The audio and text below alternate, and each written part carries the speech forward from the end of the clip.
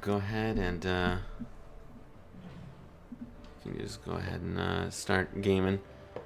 I'm gonna just get a little bit set up here, but we don't need to talk until like a minute or two when people start to come in. Stream information. Mm.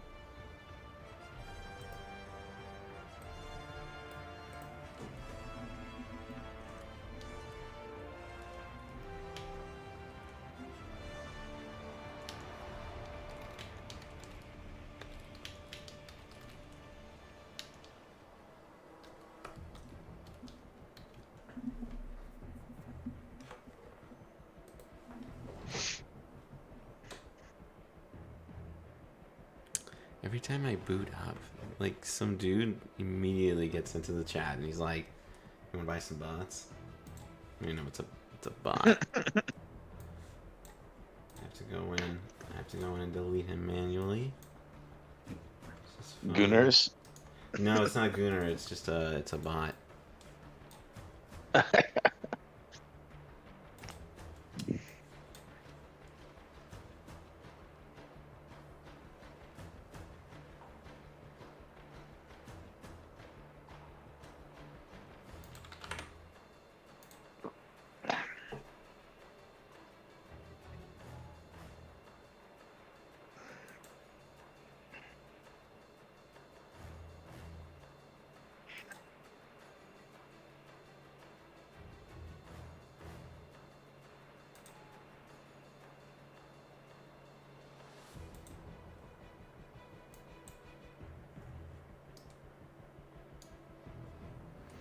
If you want, you can just get started. Alright. When I said like just on the commentary, I'll wait for some people to come in. Nobody yet, but you know.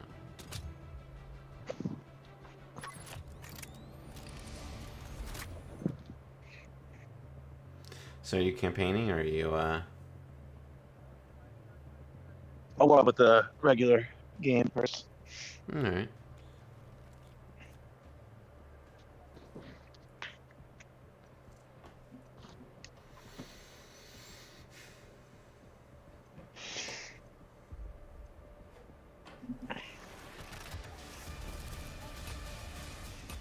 So what's the game that you play? I was gonna play Black Mesa, so basically, yeah. So there's Half-Life, which was like, you know, the very famous Half-Life, Half-Life 1, and then it got remade. That's the closest. Oh, that's the people who made Half-Life, or like So is that a comp? What happened was, they made so Valve made Half-Life 1, and then some guys went out and they went, hey, you know what, we're gonna remake Half-Life 1 with the updated graphics. And Valve thought it was so cool that they let them like monetize it. So it's sort of like the quasi-official remake.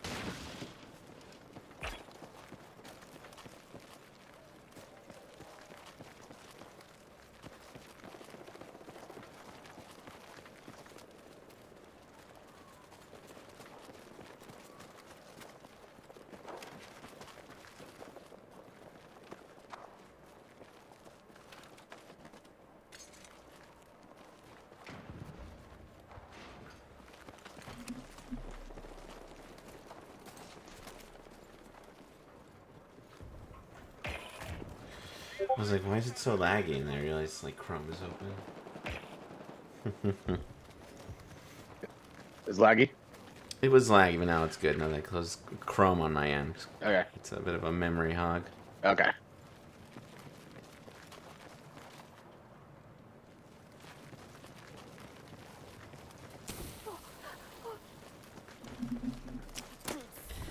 Be right back, one quick one.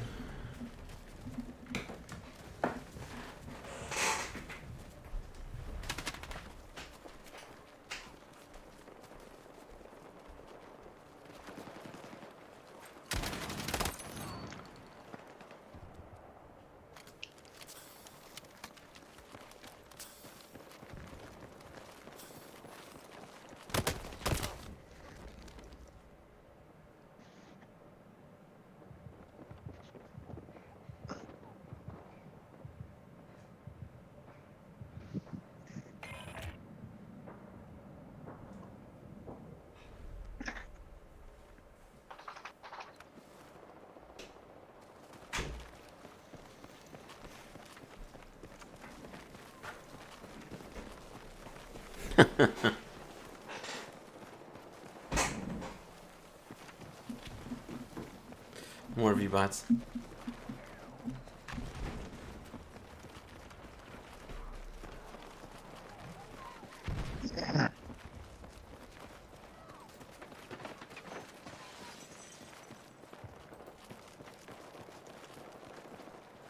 What are we doing here?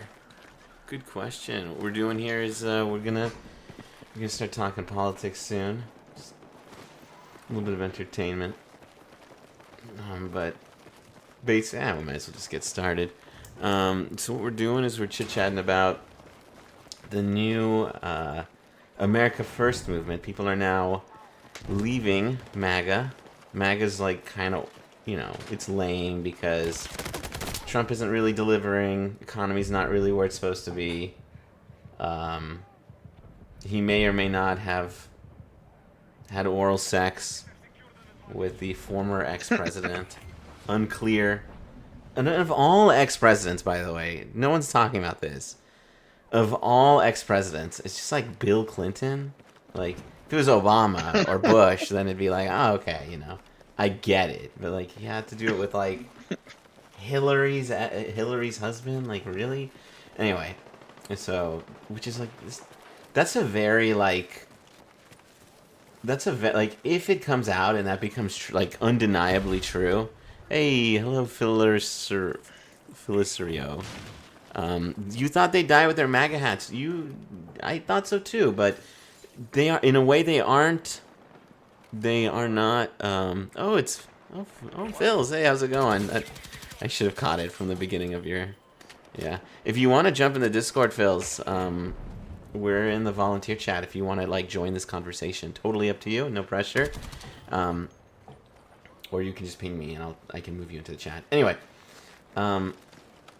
so what's going on? So you said you were so one of our commentators, Rom, said he thought they'd die with their MAGA hats. So what's going on here is Marjorie Taylor Greene is starting a new movement. They have blue hats now. It doesn't roll off the tongue, but it is AFAO. And AFAO stands for, oh, no worries. AFAO stands for America First, America Only. So they've got their new movement going on. And that's basically, so basically it's like your doggo. So it's basically it's somehow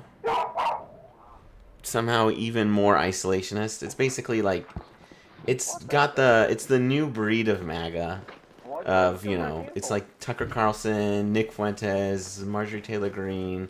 Well, I shouldn't say it's Nick Fuentes officially, but like wink wink, right? People that don't like Usha Vance, if you will, right? That demographic of people, aka JD Vance. That's right, I said it. Who else? Just like, yeah, those weirdos. Scott Ritter. Oh yeah, you gotta have the MAGA simps. So it's like basically if you're MAGA versus, and it doesn't roll off the tongue because it's like MAGA, but like now it's like AFAO, AFAO.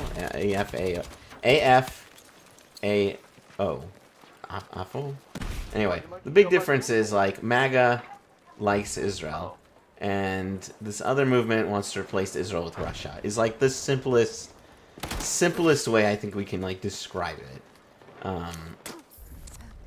That's where they're at right now mentally. I'm sure that it's Russia simping.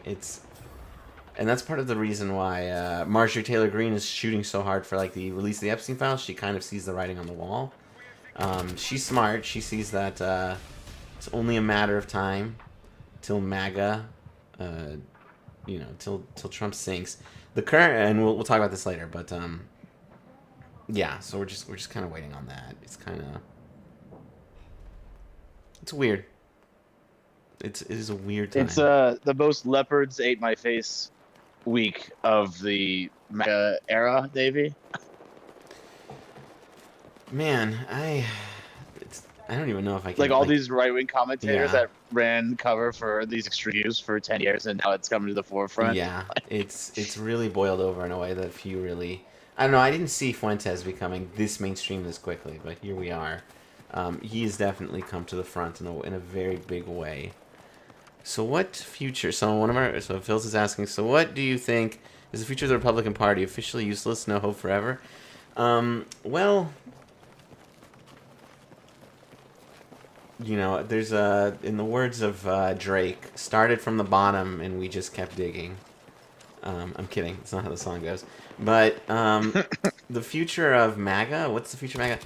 So you're talking to a guy, by the way, who is not the best at political. I'm not the best at political predictions, for the record.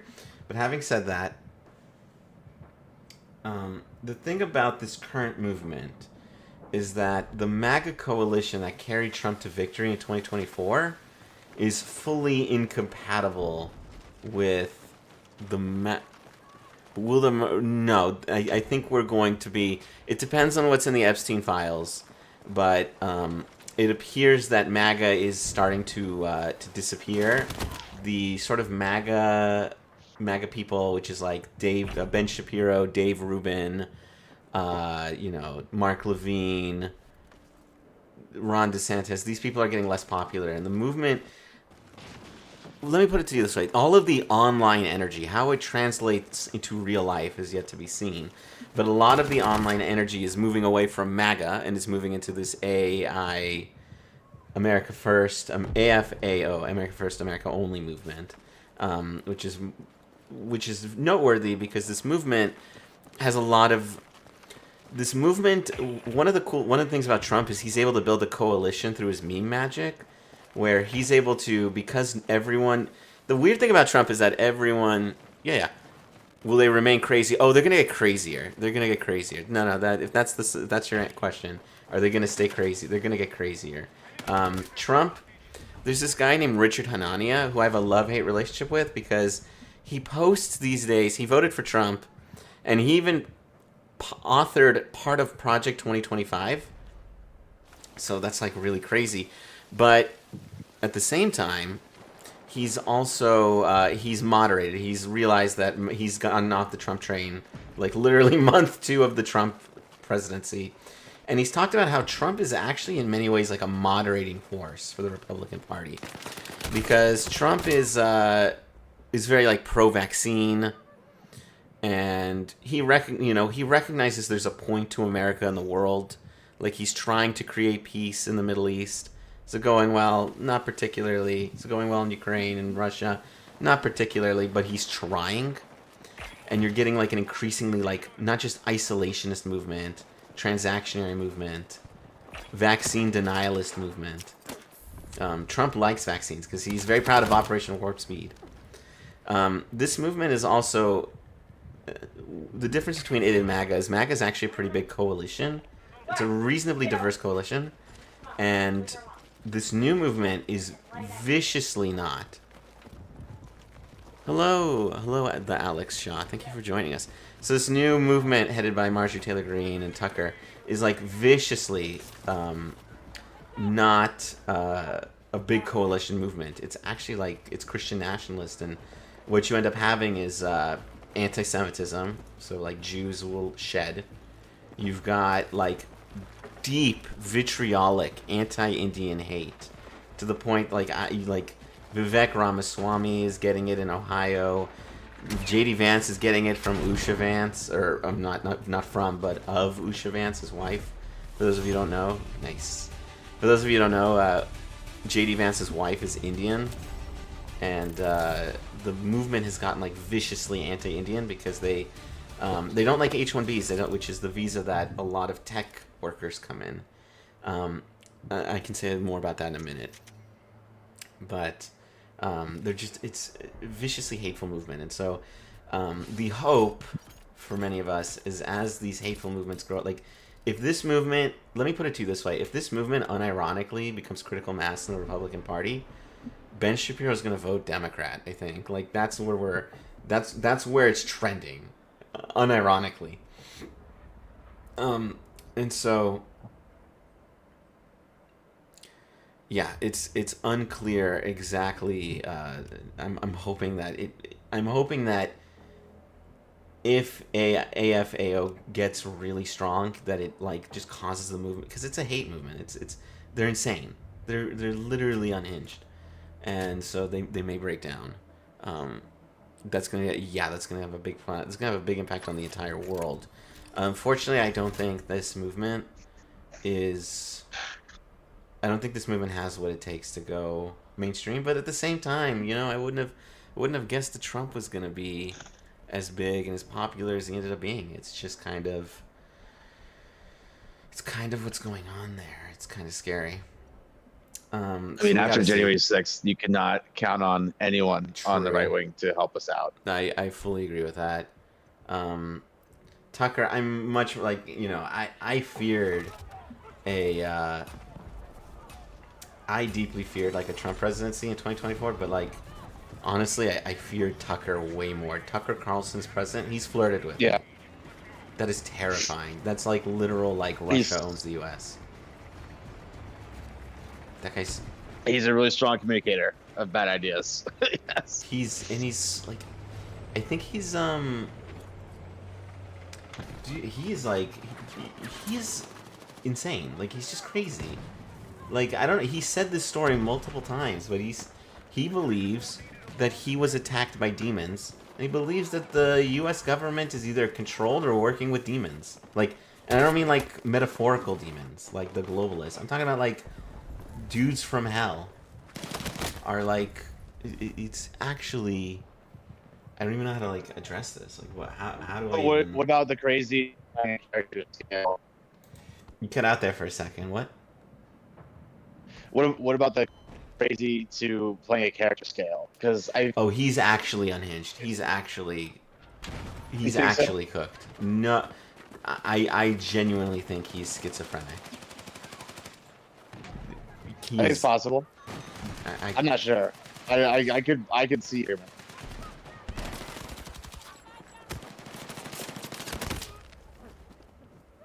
I could see it either way. It's a tough one. Yeah, he's a tough one, but at the end either way, it's dangerous. Doesn't matter. Either way.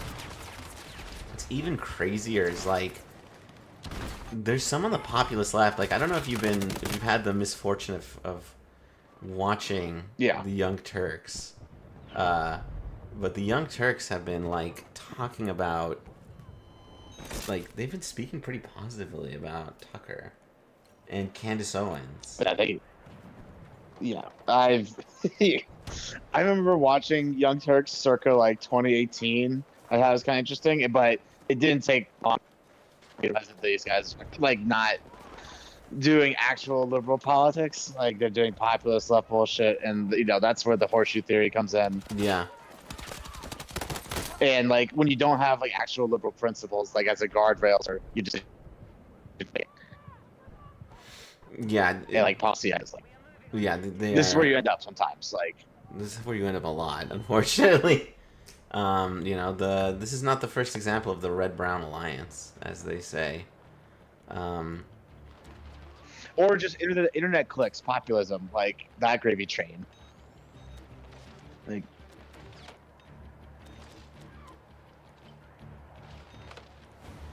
do you think it's for the money? It wouldn't shock me too much.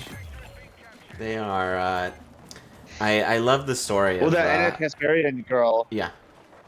The Anna Kasparian girl's been on a crazy ride last couple months. Like, that's an example. Yeah, she's been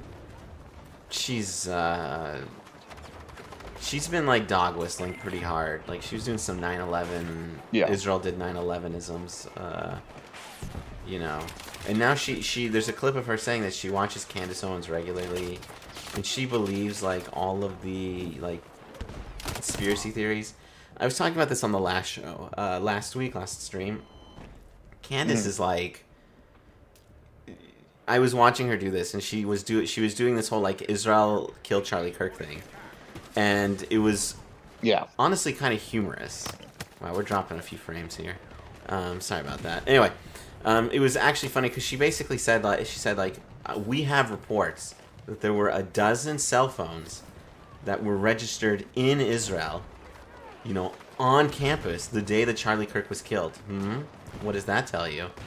And it's like, okay, well, first of all, the school in question is an international school, and they accept Israelis for their study abroad program. So, could tell me that there are 12 Israelis who are studying abroad at that university.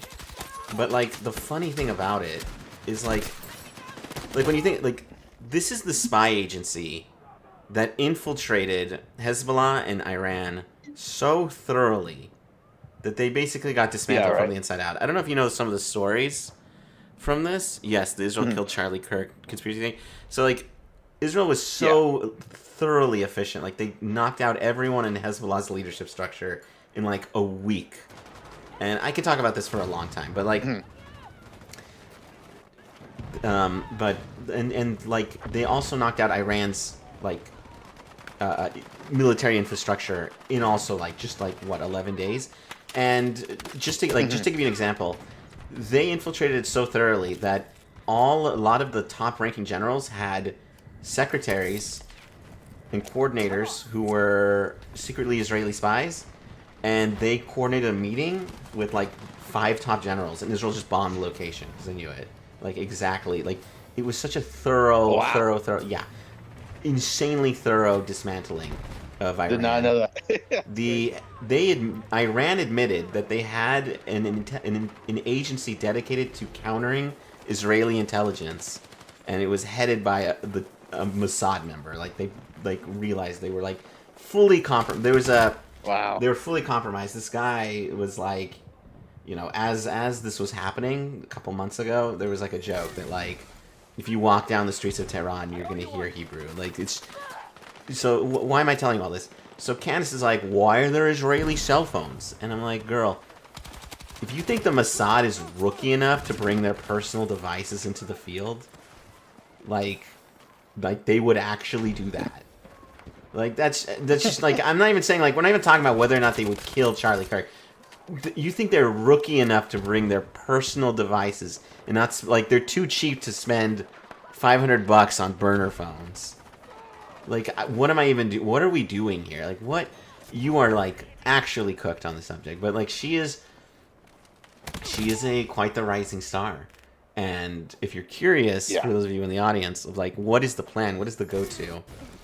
The way that it works in politics these days in America, and I'm going to guess in other places, but in America, is that what kind of happens is if you are extreme in your political party, you are able to capture it, like, a significant amount that you can, like, win a primary, or at least, like, win the, you know, online debates, the moderates will fold.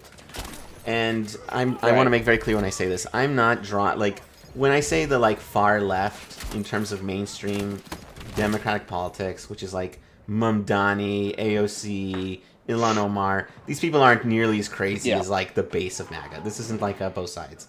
But if you look, like, they can say, you know, Mamdani can say his things about globalize the Intifada. He can say his things about, you know, the state of Israel, and, you know, Hakeem Jeffries endorses him, and Chuck Schumer won't call it out. You can tell he's bitter about it. You can tell he hates it. He has, like, no leverage to, like, comment, and so he just refused to endorse anyone in that election, in the New York election. And so the moral of that story is, like, the far left, again, the far left in America is not nearly as crazy as the mainstream right in America, but the far left, just the moderate left has no real desire or, like, footing to call them out in the online spaces. And you see this actually with the Republicans, you see this with Trump, where Trump, back in 2015, he was literally the meme candidate. Every election has the meme candidate, right? Who just, like, runs for attention and, like, isn't supposed to win. Yeah. But he didn't get, like, you know, he just got enough. He got enough to win the primary, and then the moderates folded for him, and they folded for him even after January 6th. Ben Shapiro's biggest criticism of January 6th: I wish Donald Trump didn't do that. Is basically what he said. There's a debate with Sam Harris, where Sam Harris is like, how do you vote for someone who, like, you know, asked Mike Pence Yeah. to throw out the actual electors? And the response that Ben was like, yeah, he did it, and I wish that he did not. And it's like, dude, it's like it's very weak. So the point is, the moderates fold because so many people aren't following politics. They just like, this is a both sides. What I'm about to describe is a both sides thing. There's just so many people who see, you know, oh, you have a D next to your name, I'm voting for you. Oh, you have an R next to your name, I'm voting for you. Oh, you have a G or an L, I'm voting for you. Like, it's just boom. And so the goal right now for these people, for the AFAO crowd, if you will, is they're just trying to get enough that they like get some momentum going. They start to like be difficult to challenge on platforms, and as the Heritage Foundation has shown, they are difficult to challenge. Right. And then once they can just sort of like muscle their way in, kind of like how Trump did in 2016, and you know what? Kind of like how he did in 2020 a bit in the beginning too. As soon as he can, if you can just muscle yourself in, like, you can take over the party, and so that's like their goal. The only sort of hope that America doesn't like get fucked by AFAO is because like again. Revive me, nigga. I'm right next to you, bro. The fuck. The big hope that we have here is that these elections, all of these elections, they aren't won by like these massive like 20% points in the presidency. They're won by just like 1% here, 1% there, something like that. And if you're shedding Jews, Indians, Mexicans, and, you know, women and some other people, you know, all it takes is for the GOP to permanently lose 5% of their base to become unelectable in a presidential ring. It's really that simple. It really comes down to a number of just... Honestly, I feel like a lot of people recently started being more accepting of right-wing radicalism because they became so fed up. That is a real thing. That's a real... The backlash to the left is absolutely a thing. I felt myself in 2015 going down a right-wing radicalization pipeline before we knew we had a word for it. I went through the YouTube algorithms, you know, but I got pulled out by this streamer named Destiny, who made me like put me back on the straight and narrow. But yeah, the left can be like really just insufferable sometimes. And the left just like they can be out of touch. Like I'm an immigrant to this country. Please don't take me as anti-immigrant, but like especially in Europe that I'm seeing. Oh, thank you, Felipe. Especially as like, you know, like there's a lot of this stuff on immigration that's driving people nuts. And if I was like Starmer, like I would stick to my liberal principles, but I'd just be like, you know what, we're just like, and Felipe, feel free to disagree with me, of course. At a certain point, I just kind of feel like, you know, if Nigel Farage is living and dying, I'm just talking about the UK, but like Nigel Farage is living and dying off this immigrant thing, and I just feel like you just have to like sort of take, you just have like liberalism needs to adjust, and if we're going through an anti-immigrant period right now, it needs to adjust, and in like 3 decades, we'll probably have a more pro-immigrant, you know, things ebb and flow. We can't be purists, and so. That's how Finland, by the way. The reason Finland hasn't had a surge in right-wing populism is because the left started capping immigration because people said, hey, you know, they realized, they intelligently realized that if they cap immigration and they take a hard line against immigration, then it just defangs the populist right in that country specifically. Do you see the NHS study that said... more a pro-minority. What do you mean by it was more? Oh, you're the previous message. Did you see the NHS published a study? The NHS is in the UK, saying that cousins marrying each other can be beneficial. Yes, I saw that. And by I saw that, I mean I saw people were complaining about it. I'm always like wary to say it because I'm always concerned that like, you know. The NHS says this, and then you read it, and it's like not nearly the same thing. But I did see that people were complaining about that. That is, if it's true, it's cooked because cousin marriage is not good. Hot take. Yeah. I think on the populist left. They just don't understand the concept of incremental wins. True. Like choose option. Like choose the best path. Like voting is choose the best path forward of what's in front of you. Yeah. It's not what's the most ideal outcome I can possibly think of.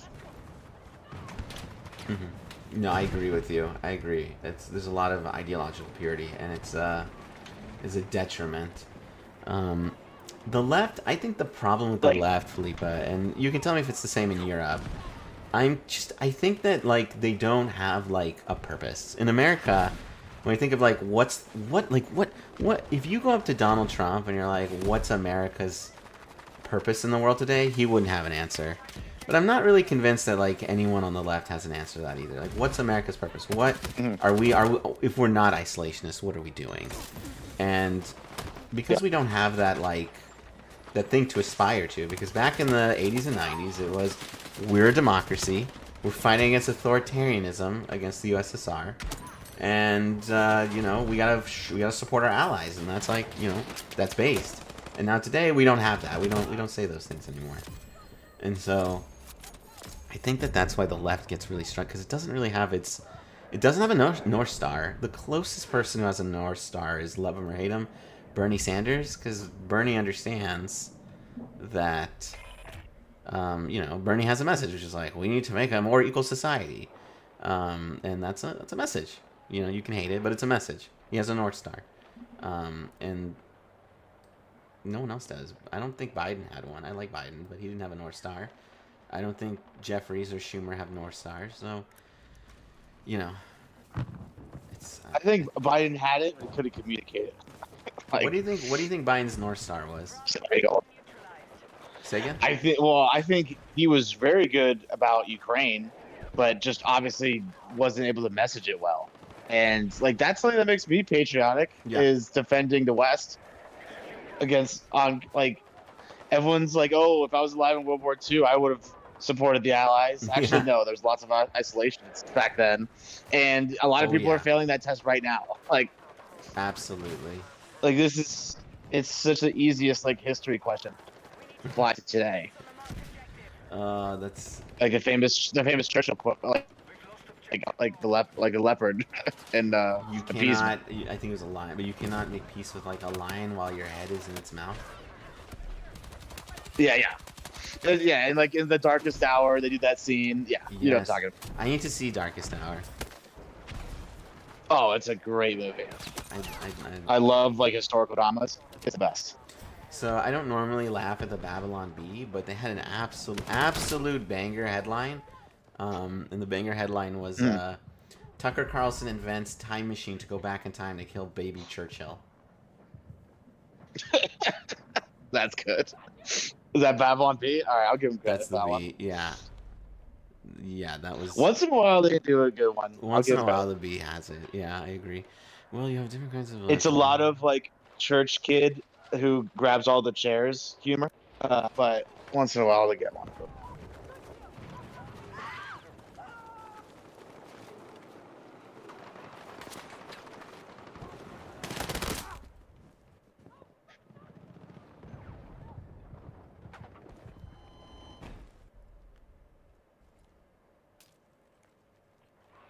Yeah. One of the weird things about the new right-wing movement is that they're not, like, very principled. And so, I don't know, they just can, like, they can just use populist rhetoric to an extremely effective degree. It's frustrating to watch. Enormously frustrating to watch. Do you previously... I don't think there's been conservative principles since... down the escalator in 2015. like the last day of Romney's influence was it. What? Say again? The last day there was any semblance of conservative principles was like whenever Romney exited stage left. Like, I would say the last day of conservative principles was like right before Donald Trump became the front runner of the 2016 election. I remember the moment where I was like, I remember when I knew when things were cooked. He said that he, like, some people were like, oh, I can't believe he made fun of that reporter with Parkinson's, and I'm like, no, that's Mhm. you can get away with that, unfortunately. When he made fun of John McCain, oh my god, dude, you saw the John, like, for those of you who don't remember, he said, you know, John McCain criticized him, Trump, and Donald Trump goes, I like my war heroes uncaptured. And it's like, I was like, that's it, he's done. You literally can't, you cannot, you like are not just making fun of the troops, you're making fun of John McCain. John McCain, you know, was a POW in Vietnam.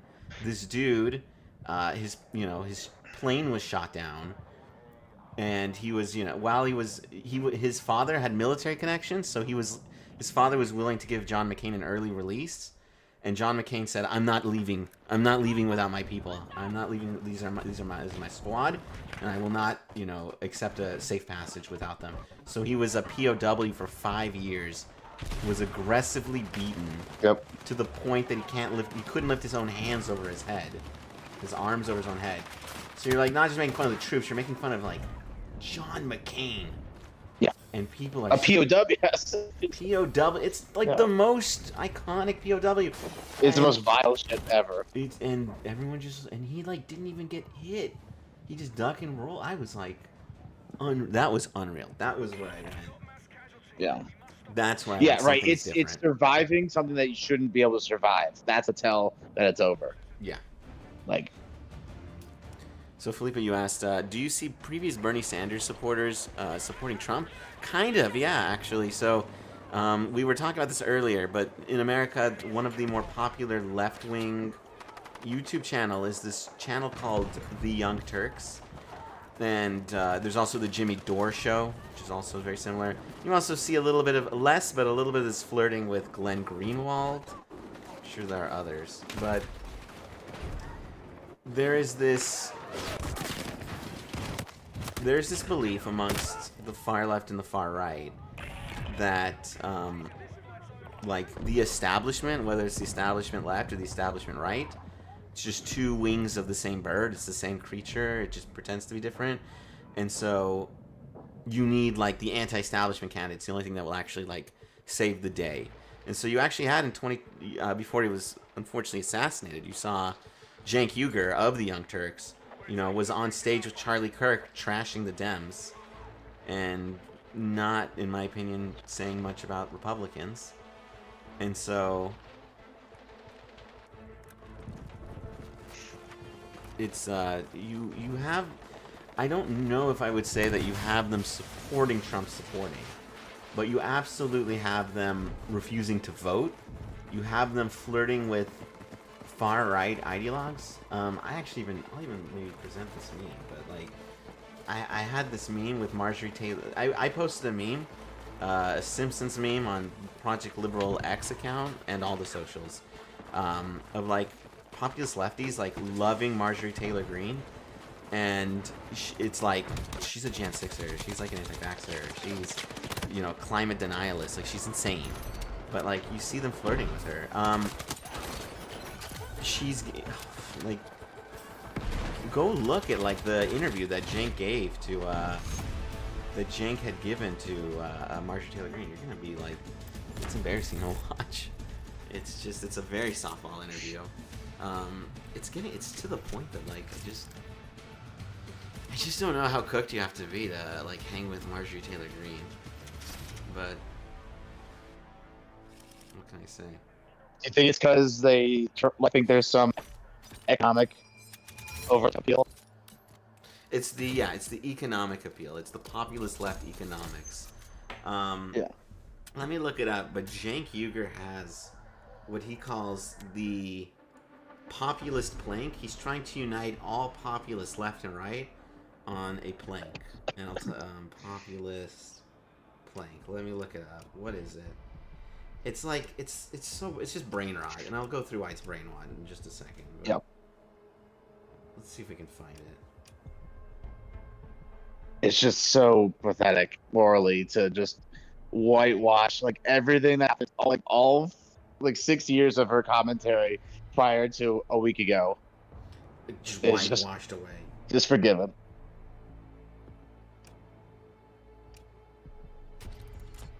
So let's go through the populist prank. Populist prank. Hold on. Let me get to Usha's. Not to Usha. I was reading something from Usha. Let me get to Felipe's comments and then I'll. I heard Judy Vance. Yeah. Yes.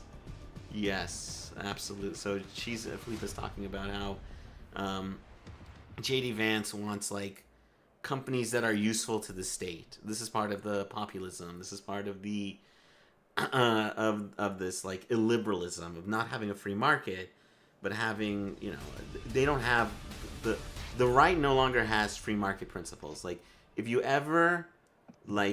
want to see something truly depressing, go watch Ben Shapiro, who to his credit, I'm not going to say many things are to his credit, but to his credit, does have, you know, is still free market, is still has like, you know, there's, you can feel the principles in there, you know, somewhere inside.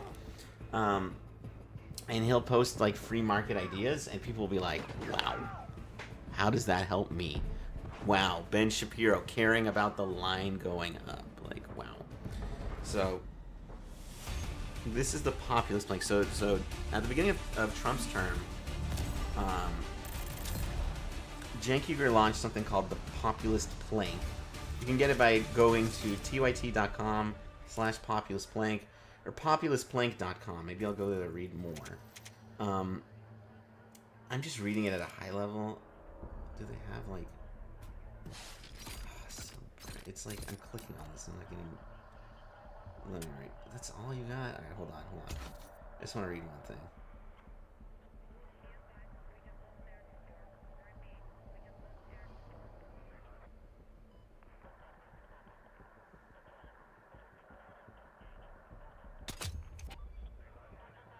Okay, so like let's go through it. And so the populist blank, which Cenk put out on populistblank.com, I think it is populistblank.com, or you can just Google the Young Turks populist blank.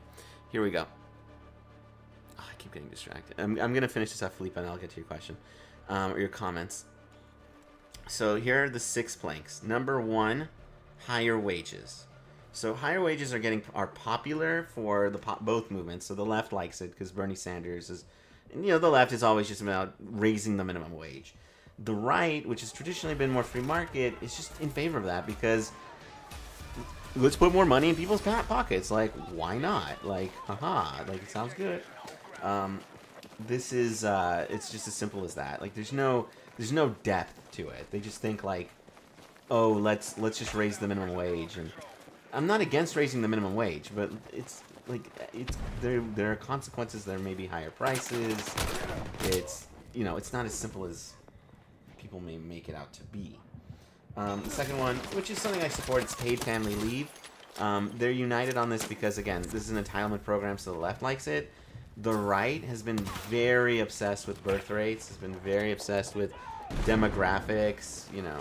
Especially, I know if you're from Europe, you've heard like, oh, we have to keep our countries white, or we have to keep them European. So paid family leave is one of the tools to do this.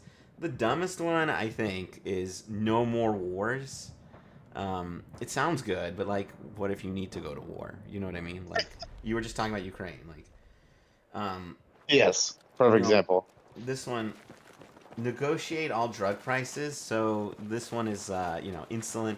Insulin is like very expensive in the U.S. If you don't have insurance, getting insulin can be very difficult. You have to either get kind of outdated insulin. I don't know. It's still as good, but you have to get poorer quality insulin from Walmart, or you have to ration, or, you know, this is part of the problem of not having universal health care is that. So this is also part of the populist plank. Again, the populist right is just like lower prices equals good, and so there's not like a lot of critical thought there. Money out of politics is this one. This is Cenk Uygur's like white whale.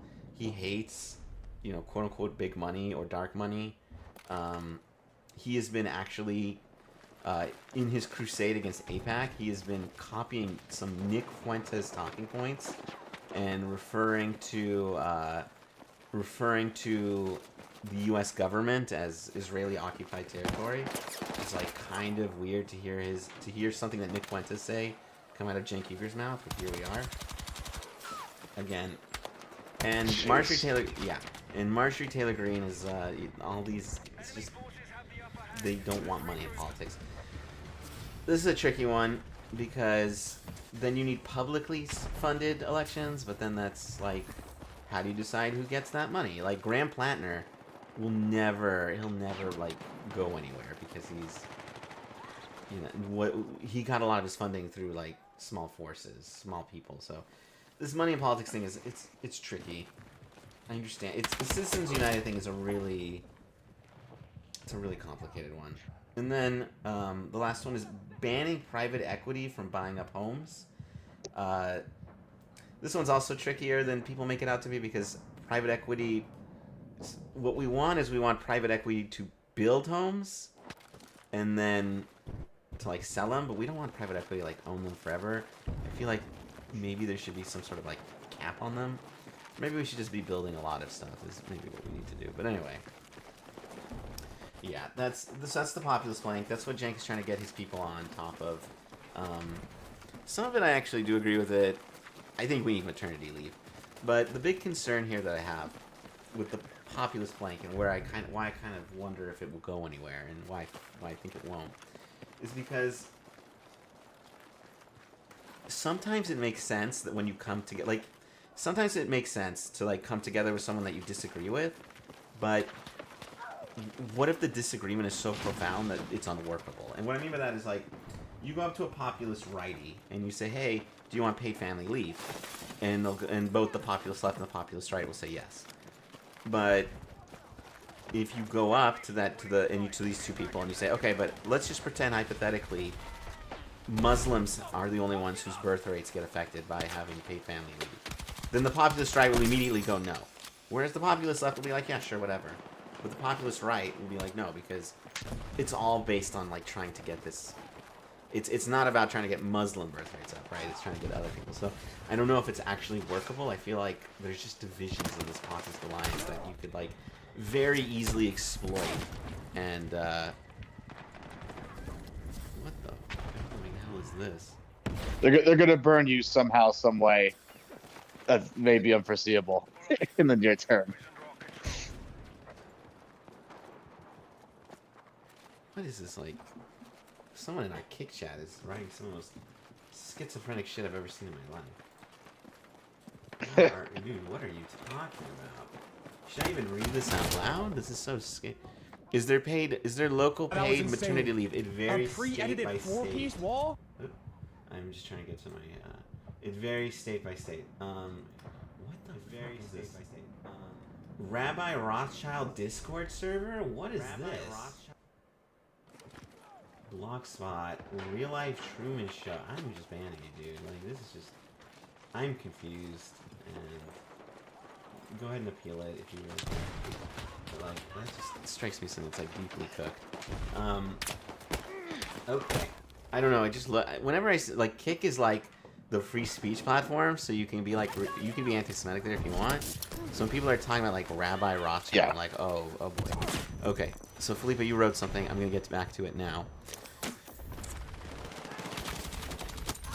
Yes. So this is the thing, Felipe. You heard that Shapiro said people should have kids because it's useful to the state. Go ask Ben Shapiro if he thinks that that includes Muslim children or Arab children. You know what I mean? That would be a very fun question. I'd love to hear his answer to that. But like, to his credit, to who Shapiro is. Shapiro does believe. He's on this Judeo-Christian band, and he loves children. Like, he's religious. Be fruitful and multiply. So it's not just like the kids. It's not just the money about it. It's also the anyway. This is a principal position. Is there local paid maternity leave? Let's look it up. So it varies.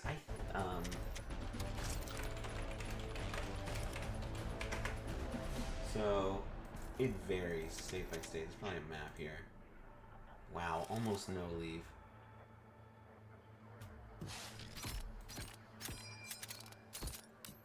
Let's look up the numbers. Virtually no state has any leave. It's only like the left-wing states that seem to have any state. Trinity, leave, U.S., state, state. So one of the things, maternity leave is like one of the things where I really am shocked that we don't have. I saw a map of all the countries that have maternity leave, and it's literally just the U.S. And I was like, that's probably nonsense, because I would bet good money that Somalia does not have maternity leave. And I went to look it up, and lo and behold, 2 weeks guaranteed by the state. It's literally just us. That's one of the reasons. Yeah. That's one of the reasons Kirk liked it. Okay. Let me get this.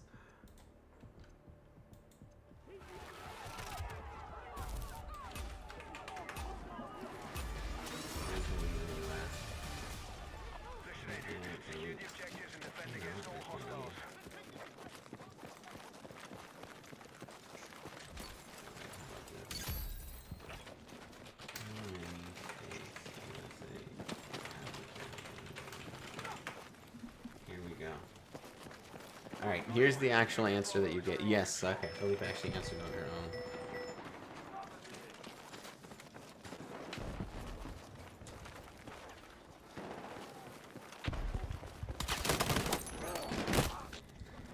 Yes, you're actually, it's 13 states. We are, no, you guessed 12, it's 13. 10 have, yeah. So 10 have, like, mandatory paid family leave. 10 other states have voluntary paid leave options.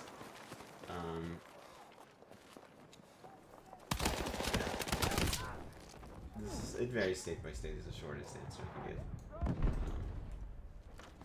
Okay. It can help more states.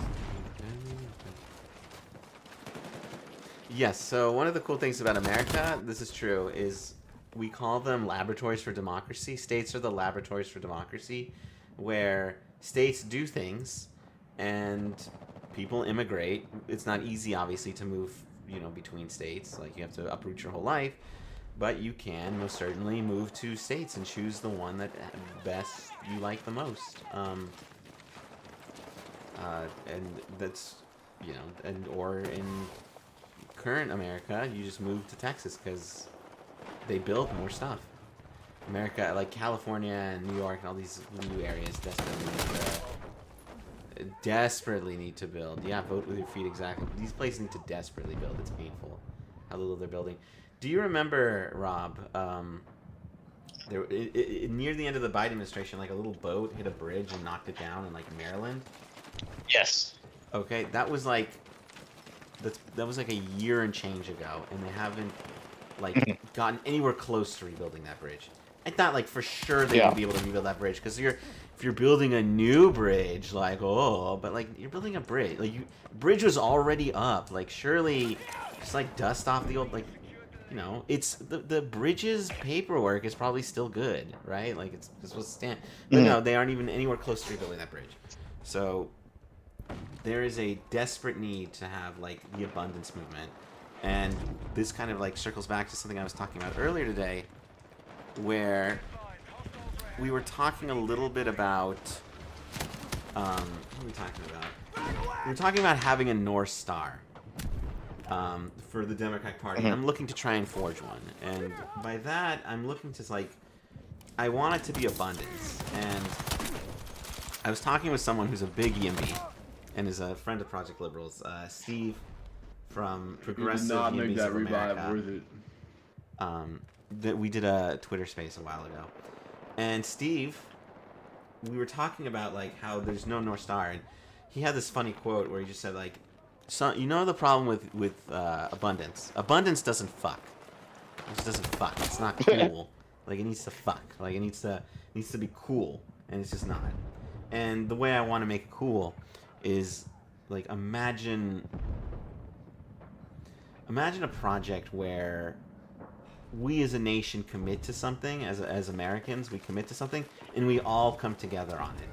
So like imagine we decide that we want to create drones because or robots. We decide we want to make robots to clean our houses. Okay, so how do you make robots to clean your houses? Okay, well you need to create a research facility in California. That's where Silicon Valley is.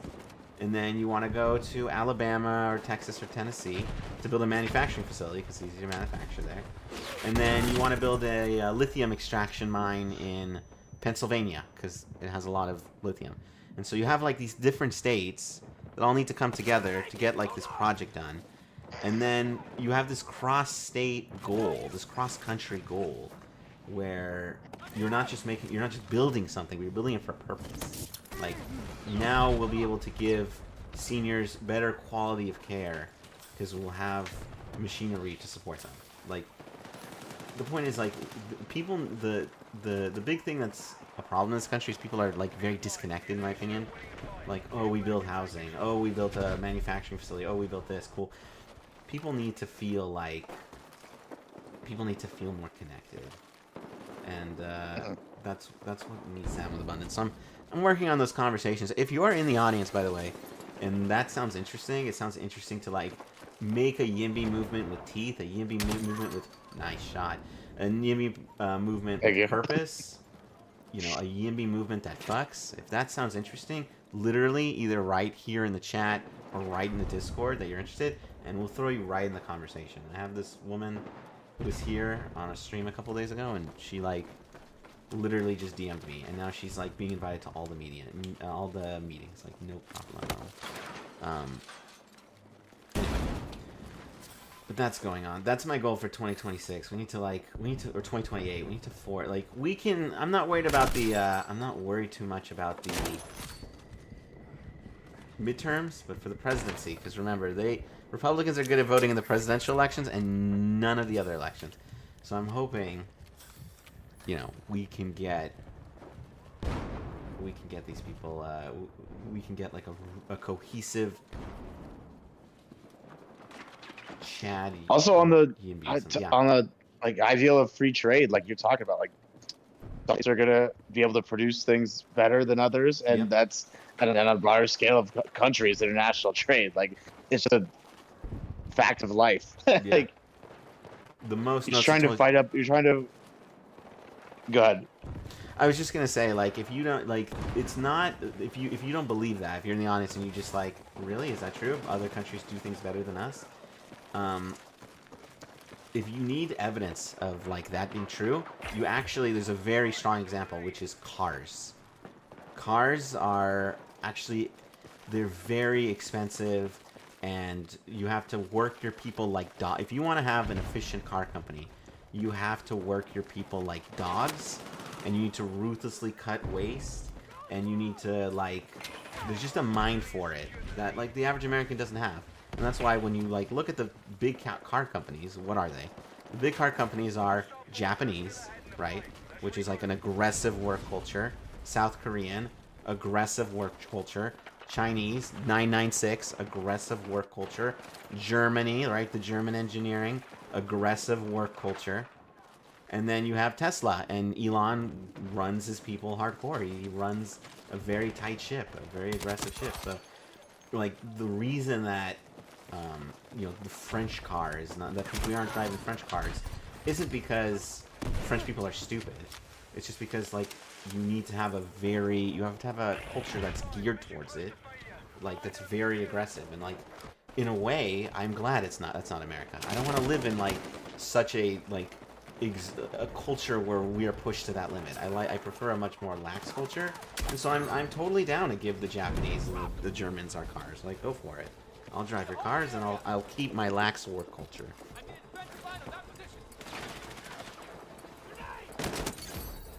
Also work in an iPhone factory, be my guess. Yeah. Dude, the biggest black pill on this whole thing, like, we need to bring manufacturing back to the United States, is, and I've seen this replicated in poll after poll, and it's the funniest thing ever, where people will go, like, do you think we should bring manufacturing back to the United States? And it's like 96% of Americans say yes. And then the follow-up question, are you the one working in the factory? 15% of Americans say yes. Like, just FYI, there's a reason why, if you look, more people go from factory work to office work than the other way around. It's not just because of the pay. Yeah. Because working in the factory sucks. Mm-hmm.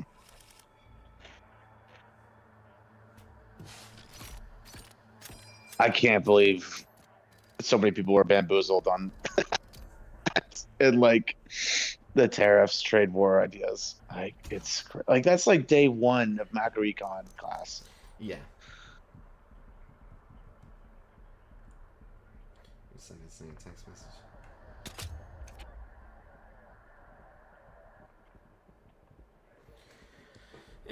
And I'm speaking from the vantage of like college friends that are like under 35.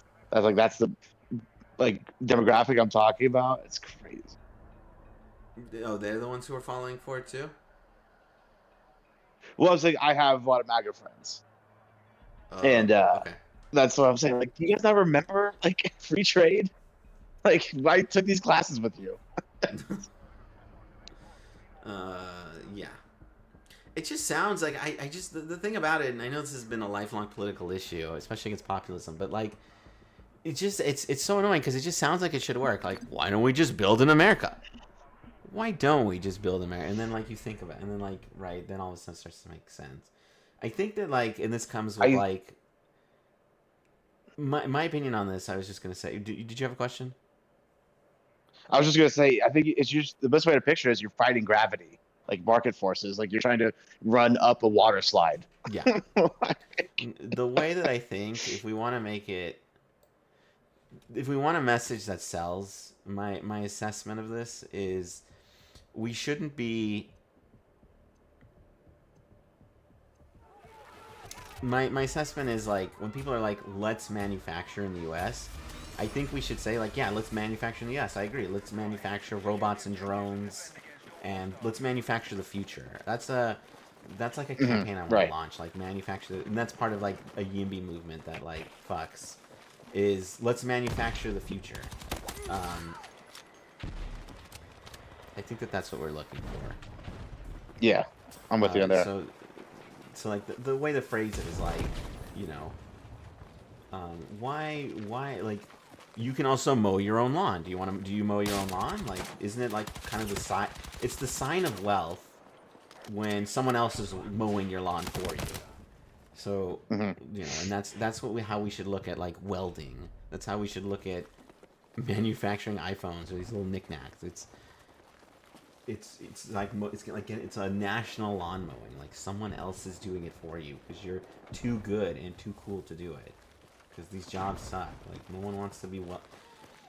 Have you heard of this woman, Batya Ungar Sargon? No, is that? She is a what we in the business would call a bad faith MAGA Marxist. So she like, and she says like some of the most deluded things I've ever heard in the fight. So she was on, once she was on Piers Morgan, and she said that Donald Trump is a New Deal Democrat. And I was like, what are you on to even like suggest something that deluded? A New Dealer? Like, so she said he's like a New Dealer Democrat, and he said that. And so the other thing that she said is, you know, we're having a crisis of masculinity, which is like, okay. But then she said the way to fix play all the hits. What? To play all the hits. Exactly. But then she said that the way to fix it is with, if you want to fix it, you gotta like have these manufacturing jobs. It'll make men feel like men to manufacture things. I'm like, really? You think like welding lawnmowers for 8 hours a day is gonna make a guy feel like a real man? Like, that's just another core tenet of nationalism is this nostalgia bullshit. like it goes with like the AI artwork that the DHS is pointing out of like the 60s style artwork, and it's always a white family. Yes. The nostalgia is like the nostalgia is so funny because like they hearken for a time that didn't exist, where everyone's like, I want to live my grandpa's life. Like, just FYI to everyone who's listening here, listen very carefully. You can live your grandpa's life. It's out. I'm not even joking. His life is out there, and it's affordable. move to the middle of the country, buy a fixer-upper, buy a car that's 15 years old, you know, tune that up, get a job working at the mechanic, you know, you'll have a vacation to, you'll get a nice little vacation to the local state park twice a year. You crack open some cold ones with the boys, and like, there you go. That's your life. Like, it's kind of a joke, but like, go if you want to see what like, if you want to see what that life is like, go fucking watch King of the Hill. Like, does it look like go watch old episodes from the '90s of King of the Hill? Does it look like Hank Hill is like going to Paris and globetrotting, and like his house is like this 10 out of 10 minutes? Just lives in this little town in Texas, and yep. Like, it's out there. It's out there. You can go do it. It's in Des Moines. It's in Alabama. You can go live that life right now. The problem is that we have lifestyle inflation, and lifestyle inflation has led to people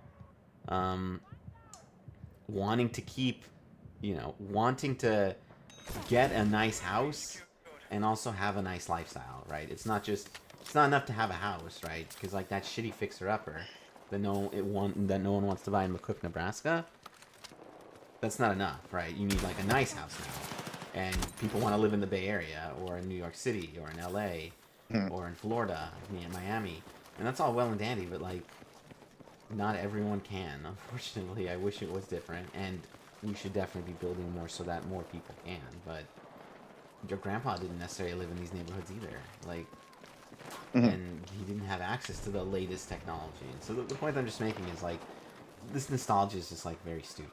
It's just very diluted. It's like, when most people point to this stuff, they point to like 1%er families in the 50s. So of course, they're 1%er families, or top 10%er families. But like the bottom 90% of Americans were not living the life that Marty McFly was living.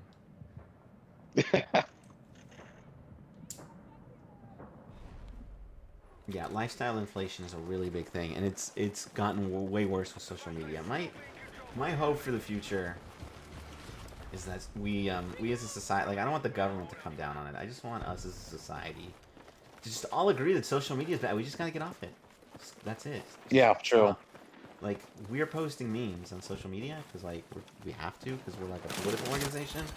But like, person out there, like, get off. Just, the grass is not just much greener on the other side. It feels good. It is good. Like, it makes you jealous. It makes you angry. It makes you hopeless.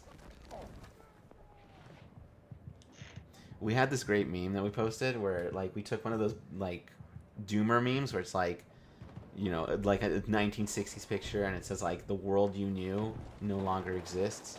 We like scraped that picture, and then we wrote underneath it, "It's better," and then we showed like a graph of poverty like declining since the 60s.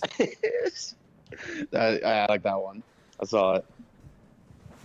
And yeah, that we should spam that graph to oblivion. That like decline of world poverty over the last like 19th or 20th century. Yes. Yeah.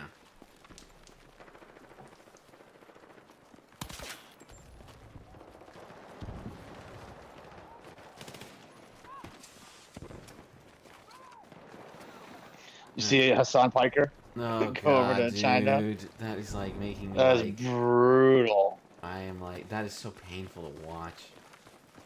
I've to watch. always, like, a top loathed that streamer who like AOC loves and hugs. Yeah. Is going to China and simping so hard for China, and it's painful.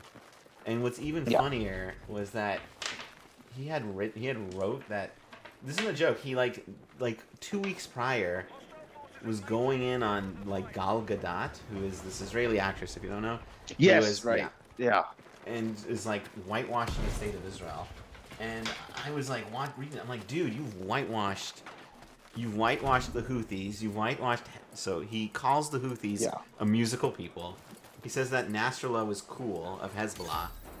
He says that like Iran is cool because they have trans people, and then this entire tour is one big white. He got hassled by a Chinese police officer and was like, "No, dude, it was totally fair." Like, If anyone here is whitewashing, like whatever Gal Gadot Yeah. is doing, you are doing that to an enormous degree. It is like it is painful, man. This is like go And like enjoy his China, basis but, of criticism of Jesus. her is like her just being born from Israel. Like I don't Yeah. recall any major statements from her at all. There have been a few like she hasn't been like waving. She hasn't been a flag waver. Like she showed solidarity with the country after October 7th. Yeah. And there's been a few statements of like support. But you're correct that she's not like this big hardcore flag waving like. Yeah. She's largely stayed out of it. That's the point. I would agree with that. I would say. Yes. So, it's And he's doing this Tucker Carlson impression for China. it's yeah.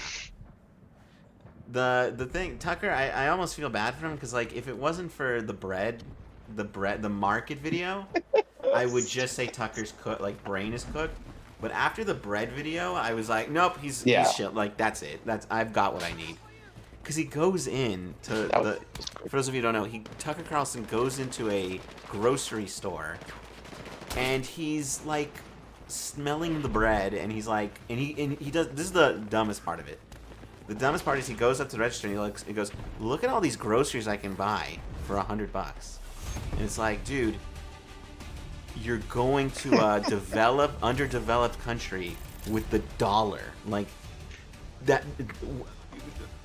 No, duh, you can buy. It doesn't mean the country's run well. Okay, Yeah. And then I looked it up. So like the average American spends 12 to 15% of their income on groceries in the United States. You go to Russia and it's closer to 50. So the point that he was making is even valid because if you live there, you cannot buy the food in the quantities that he bought. But he's like pretending you can.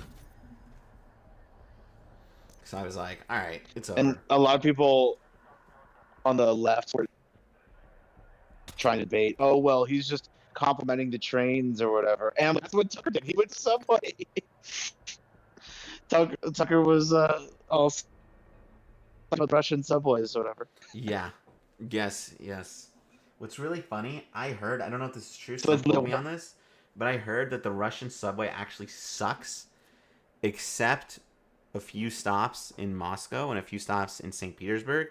If you go outside of those, like, the good parts of those two cities, the subway actually blows, I'm actually told. I don't know if it's true, though. I would take that word for it.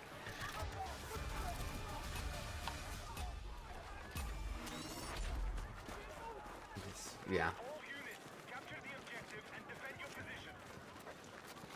I just don't even know what to do with China simps, dude. Like, that's just like, it's just so funny to watch him rail on Israel for like years, and he goes to China, and he holds he's been saying that Israel's committing genocide for like 2 years now, and then he goes and he holds like Mao's Red Book. Like, come on, dude. Yes. What are we doing here? Did you bump into any Uyghurs on your trip to China? Yeah. Like, how many people died in the Great Leap Forward? Like tens of millions. It's insane. It's actually like it's like I don't want to say if I were to ever deport someone for speech, it would be Hassan. We should not. No. And I will of course oppose any deportations. But if I were to deport for speech, I think Hassan and Tucker are like my top two. Like, they're actually cooked. I would support a mass tomato throwing. How about that? A coordinated mass tomato attack. There you go, Frank. How do you feel? I think that, how do you feel with, like, the direction the internet's going, where, like, there's so many bots? Like, do you think we're gonna get the internet ID where you're gonna have to, like, upload your driver's license? I think I saw some Twitter engineer claim he was going to get around to that. I could have sworn Twitter used to have it, like maybe 3 or 4 years ago, pre-Elon. I can't remember it. But I swear there was, because I was an avid Twitter guy since like 2011, and I swear there's a point in time where they're geotagged tweets, You cut out there. Oh, but and that yeah. would have been nice. We gotta do I was something saying, about this I box. swear there used to be geotag tweets.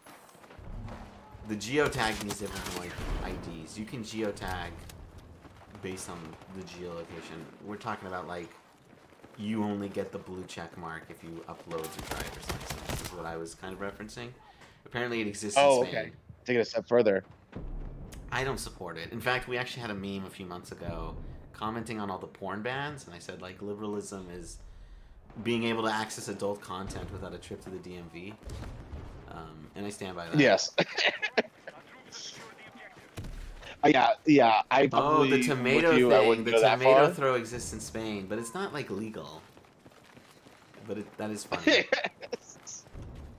Yeah, just a coordinated prank. That's It's just different. It's a party. That's fun. I definitely want to in that context. I definitely want to party with quite a lot of people like Hassan. Definitely. But yeah, I'm with you on not uploading any information to the internet, like for verification. Absolutely not.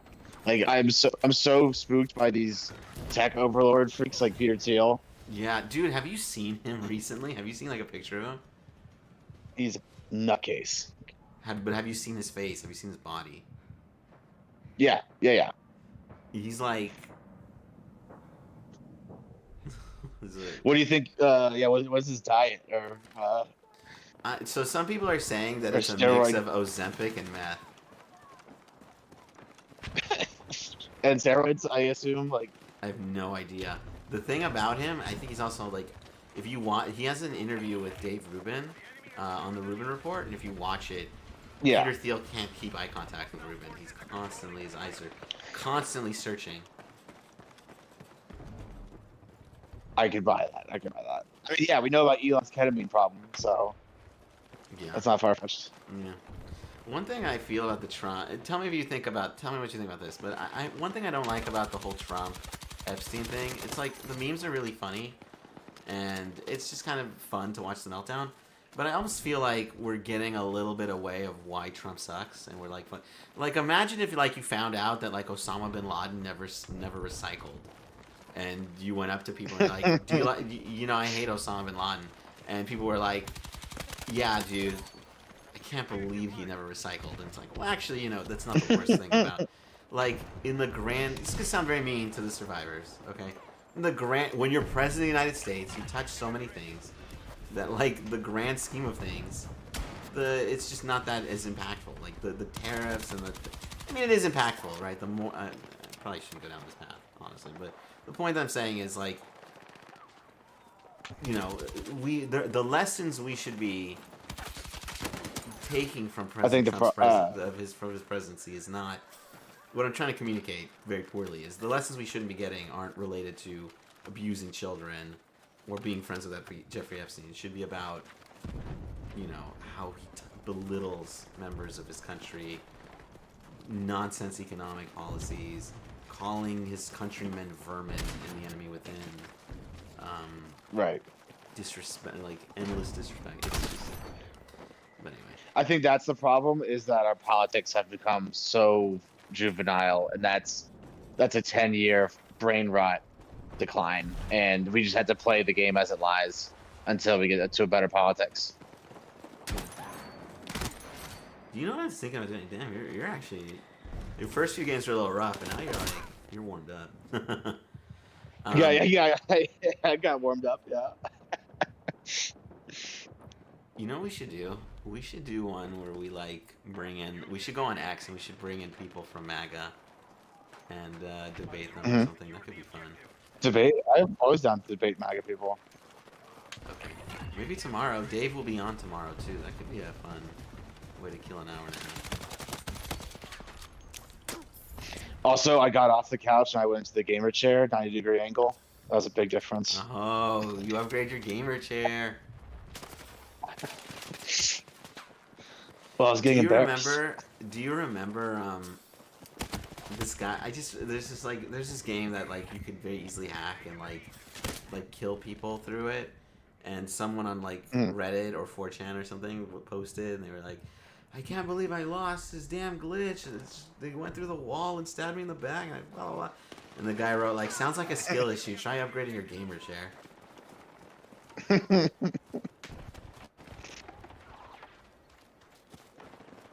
thought it was pretty funny. Restream is a little bit busted, and I can't see how many people are in this stream, but you know, because like Felipa's been here, but it still says 0 people, but she's been chatting, so it can't be 0. So I'll have to check out the numbers later.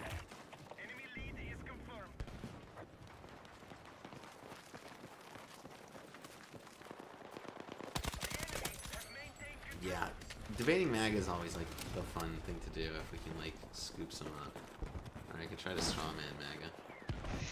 Who would you find with the debate?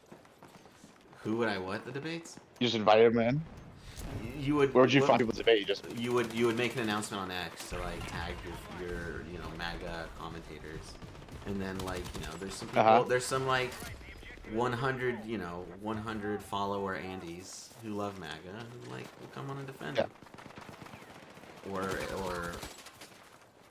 you know sword. Nobody can tell me.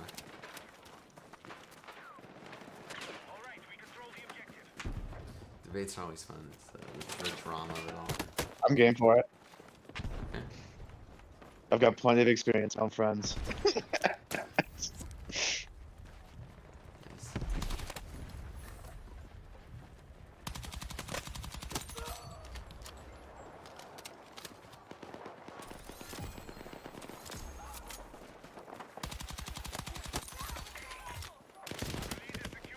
What are the chances that Donald Trump actually had oral with Bill Clinton? Like, that's just, it's such a weird thing to say out loud, but like, what are the actual chances? Yeah.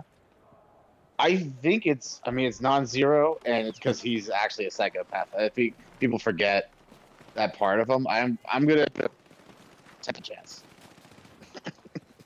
Just like, what would compel him to do that? I don't, just because he's like, maybe I can be the president if I do it? And it worked. Maybe we all should. But it didn't work for Hillary. So maybe it doesn't work. Sorry. That was Also, MAGA spreads conspiracies every day with negative evidence, so I'm going to run with this. I mean... Because it, unfortunately, is consequential in our culture. Yeah. Like, at least. I'm sorry. And I'll be tongue-in-cheek about it. I just ruined Felipa's night with that one.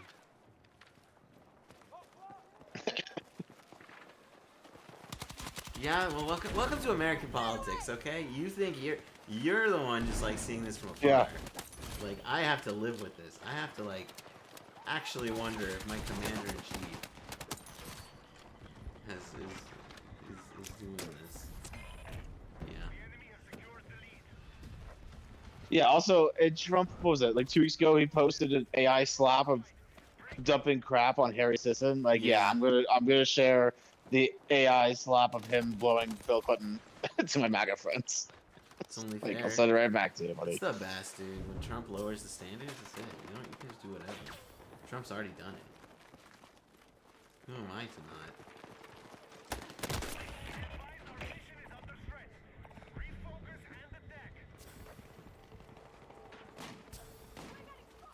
I just think that we've learned over the last 10 years or so that like when you like Trump and MAGA, their whole behavior is that they're a straight squid bully, and the only way out of it is to punch in the face.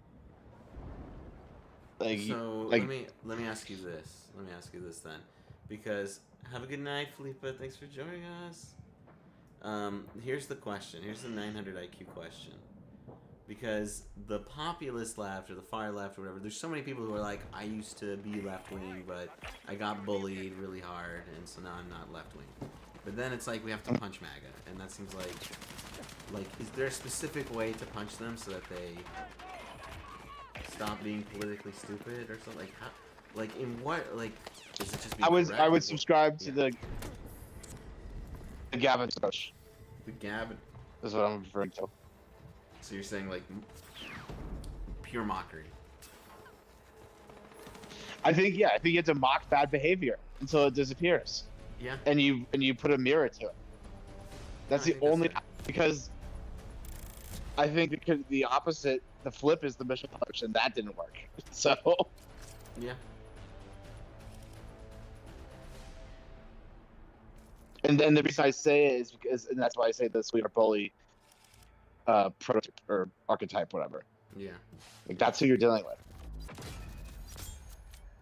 That's fair. Unfortunately, I think that's going to be the last game of the night. I have to get going. All right, It's been good. good hanging with We're you. planning on being on tomorrow. I don't know if are you going to be on tomorrow? I know David's going to be on tomorrow. I'll check. Okay. Check We're my going to be schedule. back. I'm going to be back tomorrow. David's going to be back, and we may have more Battlefield. We might have Black Mesa, but we're going to have more politics, and we might even start doing Trump debates next week. We'll see. I'd be very into it. But in the meantime, thank you all for stopping by. Thank